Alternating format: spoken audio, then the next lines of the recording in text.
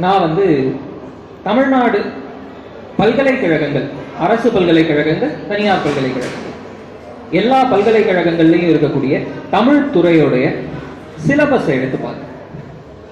இந்த சிலபஸ்ல எவ்வளவு தூரம் நவீன இலக்கியம் இருக்கு அப்படிங்கிறத பார்க்க. ஏன்னா அதை வச்சுதான் இங்க வந்திருக்கக்கூடிய மாணவர்கள்ல ஒரு கணிசமான தரப்பினருக்காவது சில பெயர்கள் தெரியுமா, நான் எதை பத்தி பேசணும், இல்ல கதை சொல்லிட்டு போனா போதுமா அப்படிங்கிறத நம்ம முடிவு பண்ண முடியும்.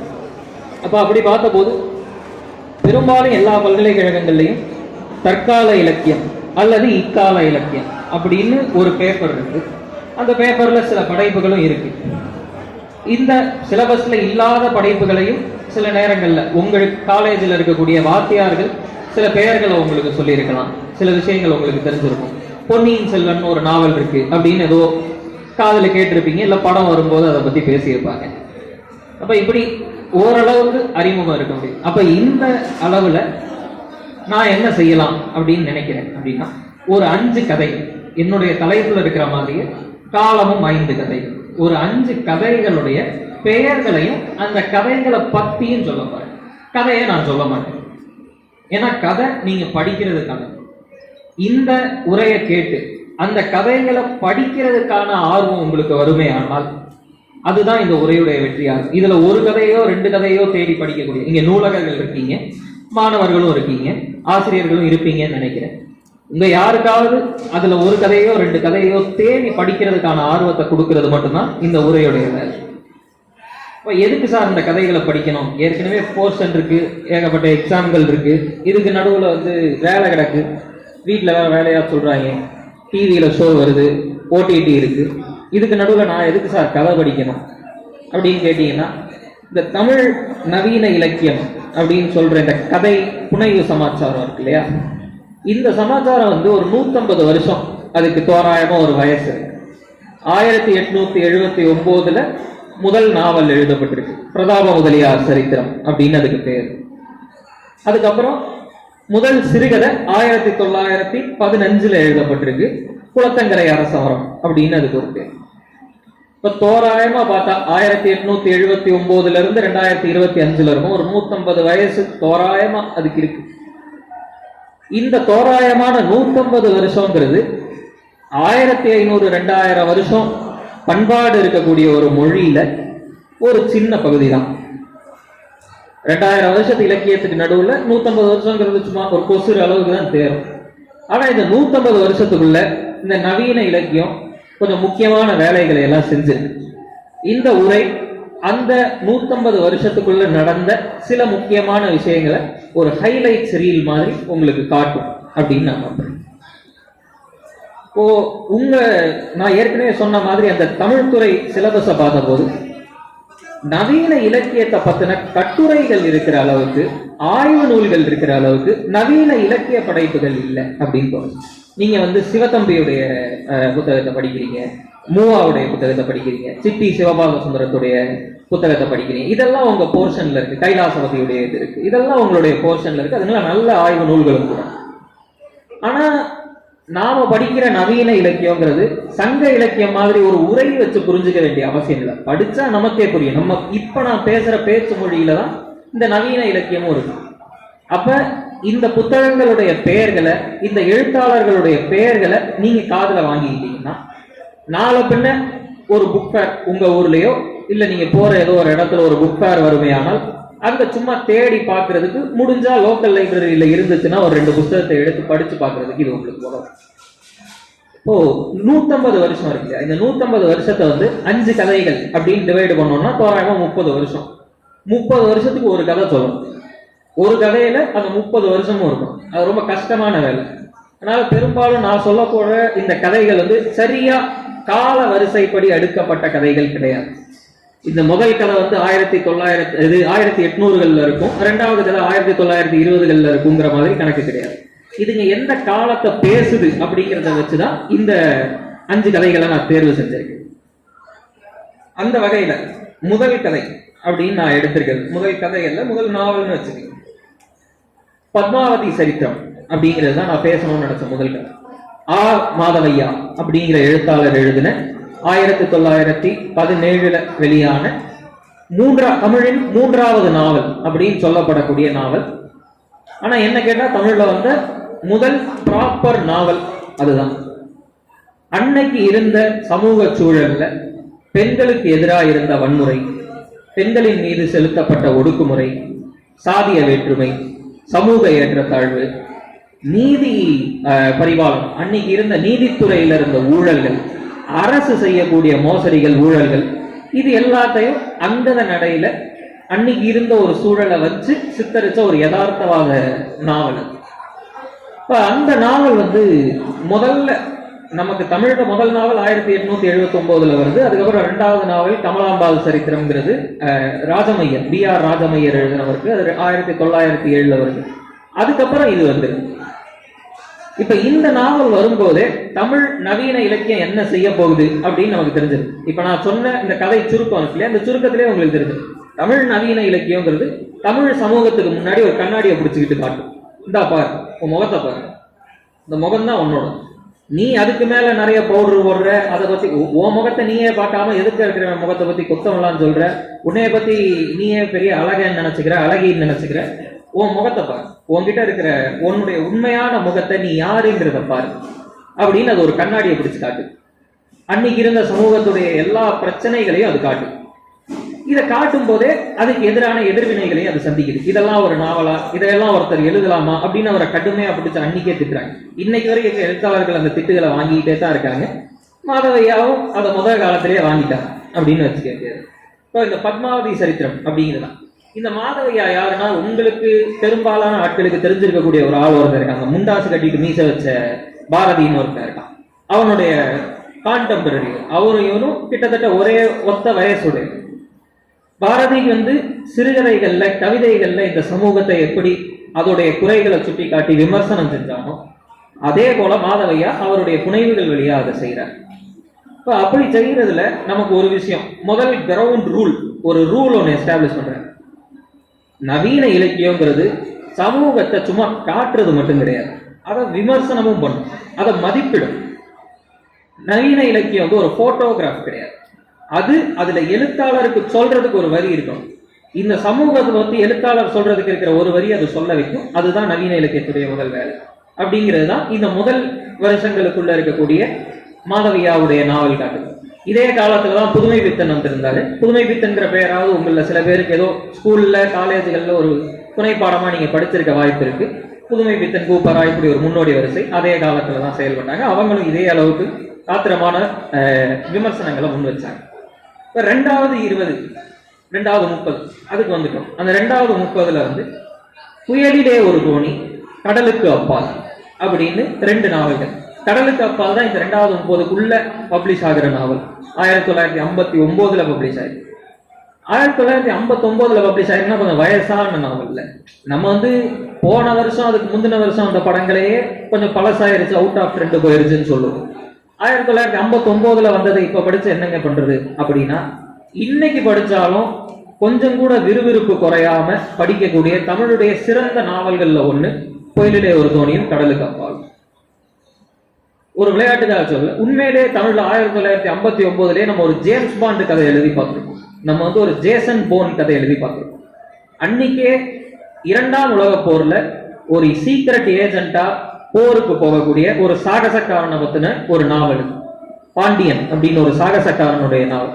தமிழ்நாட்டு மதுரையிலிருந்து கிளம்பி சிங்கப்பூர்ல வேலைக்கு போய் 2ஆம் உலக போர் வந்த உடனே அந்த போர்ல சேர்ந்து ஒரு சீக்ரெட் ஏஜென்ட் மாதிரி வேலை பார்க்கக்கூடிய ஒருத்தருடைய கதை. இப்ப இந்த கதை இப்படி சொன்னா ரொம்ப வெகுசன தடுப்பா இருக்கும். ஆனா நாம பெருசா நினைக்கக்கூடிய சிலப்பதிகாரம், சங்க இலக்கியமும் அந்த பாடல்களும் இந்த நாவலுக்குள்ள எப்படி கையாளப்பட்டிருக்கு அப்படிங்கிறத நம்ம கொஞ்சம் கவனிக்கணும். இந்த நாவலுக்குள்ள அந்த பாடல்கள் எல்லாத்தையுமே இந்த தமிழ் சமூகம் எப்படி ஒரு மேன்மையான நிலையில இருந்து இன்னைக்கு ஒரு நிலையில இருக்கு அப்படிங்கிறத விமர்சனம் பண்றதுக்கு அது தன்னுடைய பழம்பெருமைகளை பேசிக்கிட்டே இருக்கு. நாங்கள்லாம் தெரியும்ல, நாங்கள்லாம் 2500 வருஷத்துக்கு முன்னாடியே அப்படி பண்ணவங்க ஆகும் அப்படின்னு சொல்லிக்கிட்டே இன்னைக்கு நாம என்ன மாதிரியான பிரச்சனைகளுக்குள்ள சிக்கிக்கிட்டு இருக்கோம், நமக்குள்ள எவ்வளவு பிரச்சனைகள் இருக்கு அப்படிங்கிறதையெல்லாம் அங்கதமா விமர்சிக்கக்கூடிய நவீன இலக்கியத்துல, நவீன தமிழ் படைப்புகள்ல மரபான இலக்கியத்தை இவ்வளவு அழகா கையாண்ட படைப்புகள் ரொம்ப ரொம்ப குறைச்சல். அதுல முக்கியமான படைப்பு புயலிலே ஒரு தோணியும், கடலுக்கு அப்பால். அதை எழுதின ஒரு பேர் பா. சிங்காரம். இது அந்த காலத்தை நமக்கு காட்டுது. 2ஆம் உலகப் போருடைய காலம், 2ஆம் உலகப் போருக்கு பிந்தைய ஒரு காலம், அந்த மலாயா, சிங்கப்பூர் அந்த பகுதிகள், அங்க வேலைக்கு போன தமிழர்களுடைய நிலை, இது எல்லாத்தையும் அந்த சூழலோட சேர்த்து நமக்கு காட்டுது. ஒட்டுமொத்தமாவே தமிழ் சமூகத்தை பத்தின ஒரு சித்திரத்தையும் அது கொடுக்குது. இது இந்த நாவலுடைய முக்கியமான பாசிட்டிவ் ஆஸ்பெக்ட் அப்படின்னு சொல்லணும். அடுத்தது 3வது 30 வருஷம். அந்த 3வது 30ல நம்ம பார்க்க போற ரைட்டர் சுந்தர ராமசாமி அப்படின்னு பேரு. ஒரு புளிய மரத்தின் கதை அப்படின்னு ஒரு கதை எழுதியிருக்காரு. 1966 வெளியான கதை, ஒரு நாவல். புளிய மரத்தின் கதை தான் சுதந்திர இந்தியாவில் நாம என்ன செஞ்சுக்கிட்டு இருக்கோம் அப்படிங்கிறத ஒரு புளிய மரத்தை உருவகமா வச்சு முழுக்க முழுக்க சொன்ன ஒரு நாவல் புளிய மரத்தின் கதை. இந்த புளிய மரத்தின் கதையில சுதந்திர இந்தியாவில் சுதந்திரம் வாங்கினதுக்கு அப்புறம் நம்ம எப்படி நேக்கா சுதந்திரம் வாங்குறதுக்கு நமக்கு யூஸ் ஆன லட்சியவாத நோக்குகள் எல்லாத்தையும் தேவையில்லை அப்படின்னு கலட்டி போட்டுட்டு நல்லா ஃப்ரீயா நம்மளை கெடுத்துக்க ஆரம்பிச்சோம், ஊழல் பண்ண ஆரம்பிச்சோம், அது எல்லாத்தையும் சகஜம்னு பழகிக்க ஆரம்பிச்சோம். அதுக்கு முன்னாடி நம்ம கிட்ட ஊழல் இல்லையா இருந்துச்சு, ஆனா ஊழலுக்கு எதிராக கேள்வி கேட்கிற ஒரு குரலும் இருந்துச்சு. இந்த காலத்துல சுதந்திரத்துக்கு பிந்தைய காலத்துல ஊழல்லாம் சகஜமப்பா அப்படிங்கிற இடத்துக்கு நம்ம வந்துட்டோம். அப்ப அந்த இடத்துல நின்று ஒரு எழுத்தாளர் அந்த சமூகத்தை கேள்வி கேட்கிறான். நீ தானே என்னென்னோ லட்சியவாதம்லாம் பேசுன, காந்தின்னா நேருன்னா என்னென்னோ சொன்ன, இப்ப எல்லாம் உட்காந்துக்கிட்டு ஊழல் பண்ணிக்கிட்டு இருக்காங்க, நீ ஒன்னும் கேள்வியை கேட்காம நிக்கிற அப்படின்னு இந்த சமூகத்தை நோக்கி சுந்தரராமசாமி ஒரு விமர்சனத்தை வைக்கிறார். இந்த நாவல்கள் எல்லாமே ஒரு விரலை காட்டி சமூகத்தை நோக்கி ஆள்காட்டி விரலை காட்டி என்ன பண்ற அப்படின்னு கேள்வி கேட்கிற நாவல்கள் தான். அந்த மாதிரி ஒரு வேலையை தான் சுந்தரராமசாமி ஒரு புளிய மரத்தின் கதையில செய்யறாரு. இதே டயத்துல இன்னொரு முக்கியமான ஆள் இருந்தார், அவர் பேர் ஜி நாகராஜன் பேர். அவர் நாளை மற்றும் ஒரு நாளே அப்படின்னு ஒரு நாவல் எழுதியிருக்காரு. கிழவனின் வருகை அப்படின்னு ஒரு முக்கியமான சிறுகதை ஒன்று எழுதியிருக்காரு. அது 1972 எழுதப்பட்ட சிறுகதை. இந்த 1972 கணக்கு போட்டு பார்த்தீங்கன்னா உங்களுக்கு தெரியும், 47ல இருந்து 72 சரியா 25 வருஷம். சுதந்திரம் வாங்கின முதல் 25வது வருஷம். இப்ப கொஞ்சம் வருஷத்துக்கு முன்னாடி நம்ம 75வது சுதந்திர ரொம்ப சிறப்பாக கொண்டாடணும் இல்லையா, ஆசாதி கா அம்ருத் மஹோத்சவ் அப்படிங்கிற பேர்ல. அந்த மாதிரி முதல் 25வது வருஷத்துல நம்ம என்ன கொண்டாட்டத்துல இருந்திருப்போம்னு யோசிச்சு பாருங்க. அப்ப அந்த நேரத்துல ஜி நாகராஜன் மாதிரி ஒருத்தர் நீ என்ன பண்ணிக்கிட்டு இருக்க அப்படின்னு கேட்கிறாரு. ஒரு கிழமை, காந்தி மாதிரி தெரியக்கூடிய ஒரு கிழமை சுதந்திர இந்தியாவுக்குள்ள ஒரு டூர் ஒண்ணு போறான், ஒரு நட ஒண்ணு போறான். அவன் ஊருக்குள்ள ஒரு நட ஒண்ணு போறான், அந்த ஊரை சுத்தி பாக்குறான். அந்த ஊர்ல பார்த்தா சாராய கடையா மலிஞ்சு கிடக்கு, அந்த ஊர்ல பார்த்தா ஒருத்தனை ஃப்ராடு பண்ணி ஏமாத்திக்கிட்டு திரியிறாங்க. இதுக்கு நடுவில் அந்த காந்திக்கு என்ன வேல்யூ இருக்கு? கடைசியில் அந்த காந்தியை கொல்லவும் செஞ்சிருவாங்க. அப்ப இந்த காந்திக்கு சுதந்திர இந்தியாவில் என்ன வேல்யூ இருக்கு? சும்மா ஒரு பேரை அங்கங்க வச்சிருக்கோம், ஒரு படத்தை நோட்டுல எல்லாம் அச்சடிச்சு வச்சிருக்கோம். அதை தவிர அவருக்கு இங்க என்ன வேல்யூ இருக்கு? அவர் பேசின விஷயத்தெல்லாம் நம்ம மறந்துட்டோம்ல அப்படின்னு கேட்கிற மாதிரியான ஒரு கதை. அப்ப இப்படி ஒரு கதையும் அதே காலத்துல, இந்த 3வது 30 அப்படிங்கிற காலத்துலதான். அடுத்து 4வது 30. இந்த 4வது 30ல இந்த 4வது 30 ரொம்ப முக்கியமான 30. ஏன்னா பல விதமான மாற்றங்கள் தமிழ் இலக்கியத்துல அந்த சூழல்ல தான் நடக்குது. ஆனா அதுல குறிப்பிட்டு சொல்லணும்னா நம்ம எல்லாருக்கும் தெரிஞ்சு 91ல நமக்கு ஒரு லிபரலைசேஷன் வருது, தனியார் மயமாக்கல் அப்படிங்கிறது, தாராளமயமாக்கல், தனியார் மயமாக்கல் அந்த காலத்துலதான் நமக்கு வருது. இந்த 4வது 30ல வந்த நாவல்கள், தமிழ் நாவல்கள், தமிழ் கதைகள் அதை பிரதிபலிக்குதா அப்படின்னா 4வது 30ல பின்தொடரும் நிழலின் குரல் அப்படின்னு ஜெயமோகனுடைய ஒரு நாவல், தமிழ்ல வந்த மிகச்சிறந்த நாவல் அப்படின்னு நான் நினைக்கக்கூடிய நாவல் பின்தொடரும் நிழலின் குரல் தான். அந்த நாவல் 94ல சோவியத் ரஷ்யா உடைஞ்சு அது வெவ்வேறு நாடுகளா பிரிஞ்சு போகுது. அந்த பிரிவும் கம்யூனிசத்துடைய வீழ்ச்சியும் இங்க இருந்த கம்யூனிச கட்சிகளை எப்படி பாதிக்குது, இங்க இருந்த கள செயல்பாட்டாளர்களை எப்படி பாதிக்குது, அந்த கள செயல்பாடுகளை எந்த விதத்துல அது மாத்துது, அவங்க எப்படி அரசியல் மயமாகுறாங்க அப்படிங்கிறதெல்லாம் பேசக்கூடிய நாவல் பின்தொடரும் நிழலின் குரல். அந்த நாவல் தான் தனியார் மயமாக்கல், தாராளமயமாக்கல், இதெல்லாம் அதுக்கு முன்னாடி இருந்த நம்மளுடைய அரசியல் விழுமியங்கள் எல்லாத்தையும் எப்படி சிதைச்சிச்சு அப்படிங்கிறத முதல்ல காட்டுற நாவல். அதுக்கப்புறம் எம் கோபாலகிருஷ்ணன் அப்படின்னு ஒரு முக்கியமான தமிழுடைய முக்கியமான நாவலிஸ்ட் இருக்கார். ஜெயமோகனுடைய பேரை சினிமா மூலமா வெவ்வேறு ஊடகங்கள் மூலமா நீங்க அங்கங்க கேள்வியும் பட்டிருக்க முடியும். எம் கோபாலகிருஷ்ணனுடைய பேரை நீங்க கேட்டிருக்க மாட்டீங்க. ஆனா எந்த லைப்ரரியிலயோ புக் ஃபேர்லயோ எம் கோபாலகிருஷ்ணனுடைய ஒரு நாவல் கிடைக்கும்னா முதல்ல வாங்கிருங்க. ஏன்னா தமிழுடைய மிகச்சிறந்த நாவலாசிரியர்கள் ஒருத்தர் எம் கோபாலன். அவர் மணற்கடிகை அப்படின்னு கிட்டத்தட்ட இந்த காலத்தை ஒட்டி அம்மன் நெசவுன்னு ஒரு நாவலும், மணற்கடிகை அப்படின்னு ஒரு நாவலும் எழுதுறார். மணல் கடிகை அப்படின்னு ஒரு நாவலும் எழுதுறார். இந்த மணல் கடிகைங்கிற நாவல் வந்து திருப்பூர் நகரம் இருக்கு இல்லையா, அது ஒரு சின்ன கிராமமா இருந்து இப்ப இருக்கக்கூடிய இந்த பனியன் தொழில் நகரமா மாறுறது, இந்த தொழில் நகரமா மாறுற வளர்ச்சி பீரியடை வந்து படம் பிடிச்சு காட்டக்கூடிய, அந்த காலத்துல அங்க வாழக்கூடிய ஒரு 5 நண்பர்களுடைய கதை மாதிரி இருக்கக்கூடிய ஒரு நாவல்.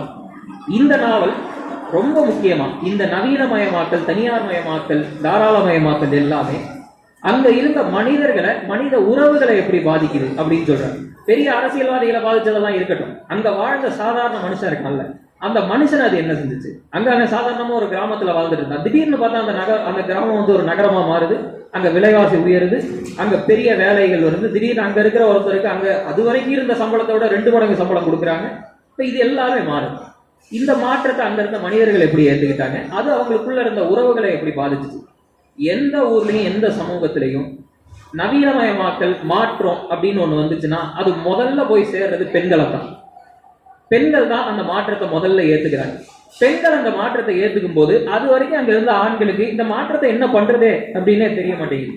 திடீர்னு பெண்களுக்கு வந்து நிறைய சுதந்திரம் கிடைச்சிருது, அவங்களுக்கு கையில நிறைய பணம் புழங்குது. இதை வச்சுக்கிட்டு இந்த ஆண்கள் இது வரைக்கும் இருந்த கட்டுக்கோப்பெல்லாம் விட வேண்டியதா இருக்கு. அப்ப என்ன பண்றது அப்படின்னு அங்க ஒரு சிக்கல். இந்த உறவுகள்ல இருக்கக்கூடிய சிக்கல், மனிதர்கள்ல இருக்கக்கூடிய சிக்கல். நாம வாழக்கூடிய காலமும் கிட்டத்தட்ட அதே மாதிரி ஒரு காலம் தான். நாம வந்து ஐடி பூமுடைய காலத்துல வாழ்றோம். திருப்பூர் மாதிரியே எல்லா நகரங்களும் மிக வேகமா வளர்ந்துகிட்டே இருக்கு. அங்க செல்வம் செழிக்குது, கொழிக்குது. அதுக்கு நடுவுல பெண்களுக்கும் ஆண்களுக்கும் இருக்கக்கூடிய உறவு மாறுது. ஒரு காலத்துல லவ் லெட்டர் இருந்துச்சு, அப்புறம் போன் இருந்துச்சு, இப்ப சாட் வந்தாச்சு. வாட்ஸ்அப்ல பேசிக்கிட்டு இருக்கோம், இன்ஸ்டால பிங் பண்ணிக்கிறோம், ஒரு ஸ்னாப் மட்டும் அனுப்பிக்கிறோம் கையில. ஒரு காலத்துல நம்ம ஊரை சுத்தி இருக்கிற ஒரு 10 பேர் தான் நமக்கு தோதா அமையக்கூடிய காதலர்கள், காதலிகள். இன்னைக்கு டிண்டர் இருக்கு, பம்பிள் இருக்கு. நீங்க பக்கத்து ஊர்ல, பக்கத்து நாட்டுல இருந்து கூட காதலிகள், காதலர்களை உருவாக்க முடியுது. அப்ப இதெல்லாம் இந்த உறவுகளை எப்படி பாதிக்குது அப்படிங்கிறத மணற்கடிகை மாதிரி ஒரு நாவல் படிச்சா அதுல எப்படி சூதானமா நடந்துக்கணும் அப்படிங்கிற ரகசியத்தையும் மணற்கடிகை மாதிரி ஒரு நாவல் படிக்கக்கூடியவங்களுக்கு புரிஞ்சுக்கணும். கடைசி 30 அது வந்து இந்த 2000க்கு பிறகான ஐடி பூமுடைய காலம். இந்த ஐடி பூமுடைய காலத்தை கார்த்திக் பாலசுப்ரமணியம் அப்படிங்கிறவருடைய நட்சத்திரவாசிகள் அப்படிங்கிற நாவல் வந்து ரொம்ப சரியா பிரதிபலிக்குது. இந்த ஐடி பூம் எந்த விதமான மாற்றங்களை எல்லாம் உருவாக்குது. சென்னைக்கு பக்கத்துல ஒதுக்குப்புறமா ஒரு சதுப்பு நில காடா இருந்த பள்ளிக்கரணையும் ஓஎம்ஆரும் எப்படி இன்னைக்கு பெரிய புது சென்னை, நவீன சென்னை அப்படின்னு மாறக்கூடிய இடத்துக்கு எப்படி வந்துச்சு. அப்படியான மாற்றங்கள் அங்க இருந்த மனிதர்களை எப்படி மாத்துச்சு.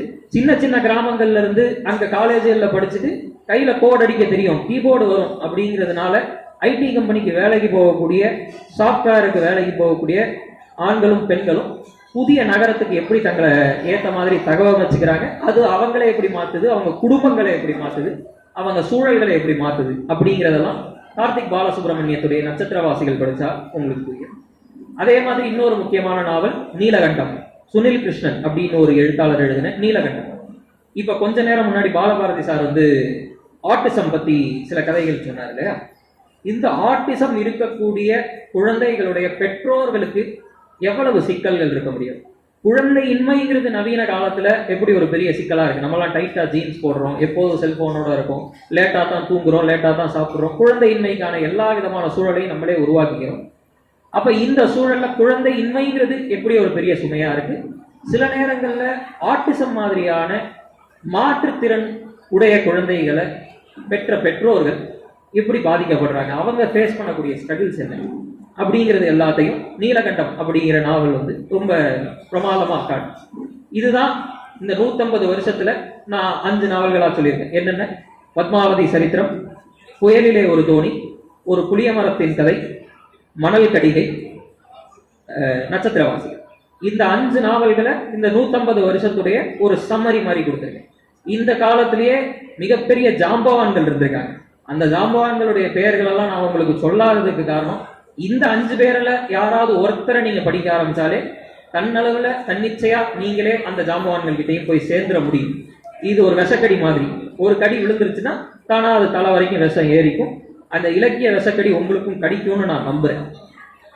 இத இப்போ இப்படி சொல்லி முடிச்சுக்கலாம். இப்ப எதுக்கு சார் கதை படிக்கணும் அப்படின்னு நான் முதல்ல ஒரு கேள்வி கேட்டேன் இல்லையா? அந்த கேள்விக்கு ஒரு பதில் இருக்கு.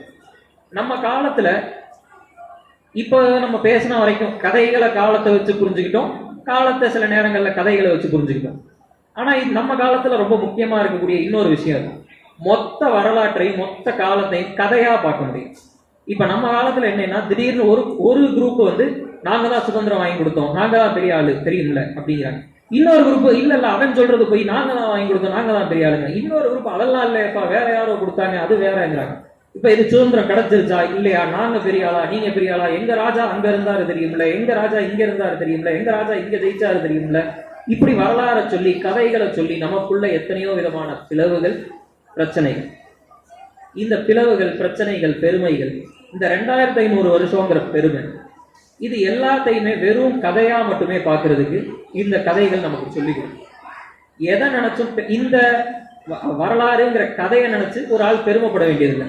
உங்களுக்கு எதிரில் இருக்கிற ஒரு ஆள் வந்து நாங்க தான் சுதந்திரம் வாங்கி கொடுத்தோம்ல அப்படின்னு சொல்றாருன்னா, அப்படியாப்பா சொல்லுவோம் கதையை சொல்லு அப்படின்னு கேட்டு வாங்கிக்கீங்க. இன்னொரு ஆள் வந்து இல்ல அவன் சொல்றது போய் வேற ஒருத்தர் வாங்கி கொடுத்தாரு அப்படின்னு சொல்லுவோம், அப்படியா நீங்க உங்க கதையை சொல்லி கேட்போம். எந்த கதை சௌரியமா இருக்கும் அந்த கதையை கேளுங்க, ஒவ்வொரு கதையும் கேளுங்க. இந்த கதைகளை தொடர்ந்து கேட்கறதன் மூலமா நாம மொத்த வரலாற்றையும் ஒரு கதையா பார்க்க முடியும். அதன் மூலமா அதனால உருவாகக்கூடிய முரண்களையும் பிரச்சனைகளையும் நம்மளால தவிர்க்க முடியும். இன்னும் நல்ல மனிதர்களா, இன்னும் சகஜமா பழகக்கூடிய, இந்த வரலாற்றுடைய பலு இல்லாத மனிதர்களா நாம இந்த மொமெண்ட்ல நம்ம பக்கத்துல இருக்கிற நண்பனோட மட்டும் இருக்க முடியும்.